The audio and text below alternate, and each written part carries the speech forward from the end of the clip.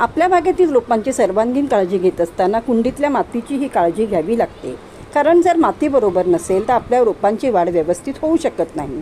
ज्याप्रमाणे अतिरिक्त पाण्यामुळे मातीत बुरशी येऊ नये याची आपण काळजी घेतो, त्याचप्रमाणे रोपांची वाढ उत्तम होण्यासाठी त्यांना योग्य त्या प्रमाणात पोषक तत्त्वे मिळावीत म्हणून वेळोवेळी जी सॉलिड फॉर्ममधली, लिक्विड फॉर्ममधली खतं आपण मातीत मिसळतो, त्यांचे विघटनही मातीत व्यवस्थित होऊन रोपांच्या मुळांना ती खतं मातीतून व्यवस्थित शोषून घेता यावीत याचीही काळजी घेणं फार गरजेचे असते.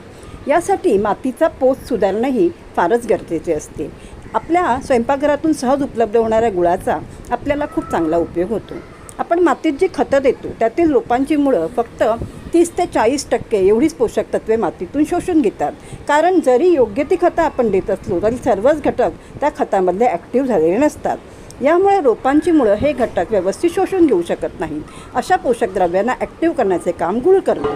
कधीही पांढरा किंवा पिवळ्या रंगाचा गुळ वापरू नये, कारण यात भरपूर प्रमाणात सोडा असल्याकारणाने आपल्या रोपांचे नुकसान होऊ शकते. नेहमी काळ्या रंगाचा आणि अतिशय जुना असा गुळ फायदेशीर ठरतो.